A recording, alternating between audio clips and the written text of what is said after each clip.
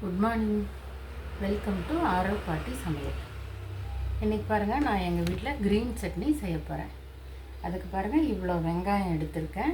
இவ்வளோ வெங்காயம், 3 பச்சை மிளகாய், கொஞ்சம் புளி, பூண்டு, இஞ்சி, தேங்காய் இவ்வளோ போட்டால் போதும், நிறைய போட வேண்டியதில்லை.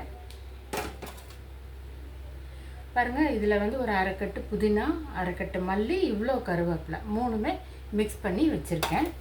இப்போ பார்க்கலாம் நம்ம எப்படி செய்கிறதுன்னு.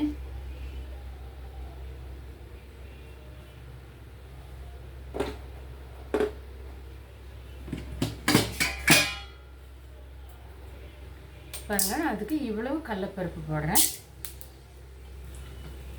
1 ஸ்பூன் கடலைப்பருப்பு, 1 ஸ்பூன் வெள்ளை பருப்பு,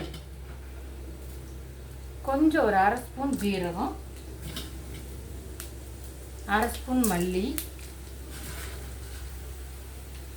மிளகு 1/2 ஸ்பூன். இவ்வளோதாங்க. இது லைட்டாக பொரியட்டும். லைட்டாக பொரிஞ்சோடனே நம்ம வெங்காயம் போட்டுக்கலாம். வெங்காயம், பச்சை மிளகாய், பூண்டு, இஞ்சி.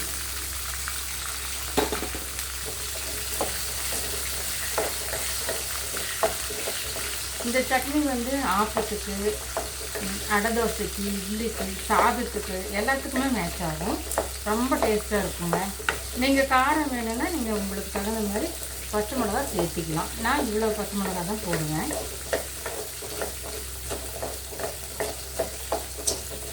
இந்த பருப்புகள்லாம் சேரும்போது சட்னி நல்லா திக்காக இருக்கும். பருப்பு வேண்டாங்கிறவங்க பருப்பு இல்லாமல் வெங்காயம் பச்சை மிளகா மட்டும் அன்னைக்கு கூட செஞ்சுக்கலாம், அதுவும் நல்லாயிருக்கும். இது செஞ்சால் சட்னி கொஞ்சம் ஜாஸ்தியாக கிடைக்கும் அந்த பருப்பெல்லாம் போடும்போது. பாருங்கள், இவ்வளோ வணங்கினா போதும், ரொம்ப வணக்க வேண்டியதில்லை.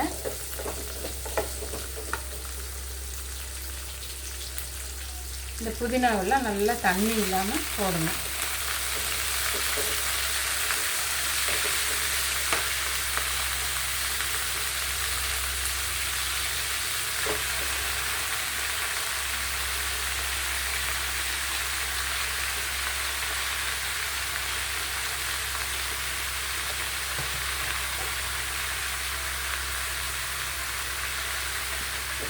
அதே மாதிரி இதை வந்து வணக்க வேண்டியதில்லை, ரொம்ப வணக்க வேண்டியதில்லைங்க, லைட்டாக வணக்கினா போதும். அதே மாதிரி நான் வந்து தேங்காய் போட்டு நிறைய பேர் ரொம்ப வணக்குவாங்க. நான் தேங்காய் வணக்க மாட்டேன். இதை மிக்சியில் போட்டு பவுட்ரு பண்ணிவிட்டு இந்த வணக்கினதை உள்ளே போட்டு அப்படியே அரைச்சிடுவேன். தேங்காய் போட்டு வணக்கவே மாட்டேன் நான். நல்லாயிருக்கும், சட்னி கெடாதுங்க. இந்த வணக்காதனால கெட்டுருமோன்னு நினைக்க வேண்டாம், கெடாது.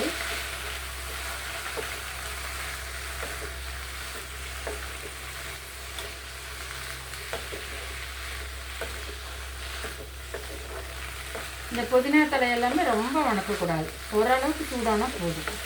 கருப்பாகிற மாதிரி எல்லாம் வணக்கவே வேண்டாம். அப்போ தான் நமக்கு அந்த மணமும் டேஸ்ட்டும் கரெக்டாக இருக்கும்.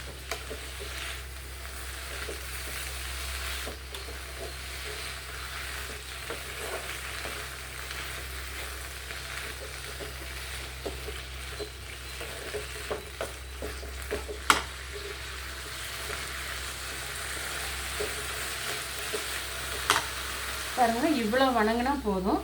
இனி வந்து நம்ம அப்படியே இந்த வடை சட்டி சூட்லேயே விட்டுடலாம். இப்போ வந்து நான் இந்த தேங்காயை மிக்சியில் போட்டு பவுட்ரு பண்ணிவிட்டு கூட இதையும் போட்டு அரைக்க போகிறேன். இந்த புளி உப்பு போட்டு அரைச்சிட்டு காமிக்கிறேன் உங்களுக்கு.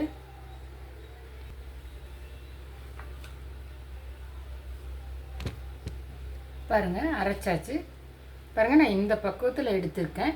உங்களுக்கு கொஞ்சம் பிறுபிறுன்னு வேணுனாலும் எடுத்துக்கலாம், நைஸாக வேணுனாலும் எடுத்துக்கலாம். தண்ணி இந்த மாதிரி கரெக்டாக ஊற்றி அரைச்சிங்கன்னா வலுவலுன்னு ஆகாமல் சட்னி நல்லா இருக்குங்க. பாருங்கள், ரொம்ப வணக்காதனால நமக்கு க்ரீன் கலர் அப்படியே கிடச்சிருக்கு. பாருங்கள், ரொம்ப வணக்கிட்டே இருந்திங்கன்னா கலர் மாறிவிடும் சட்னி. பாருங்கள், நீங்களும் உங்கள் வீட்டில் இந்த மாதிரி செஞ்சு பாருங்கள். பிடிச்சிருக்கான்னு எனக்கு கமெண்ட் பண்ணுங்கள், லைக் பண்ணுங்கள், ஷேர் பண்ணுங்கள். தேங்க்யூ.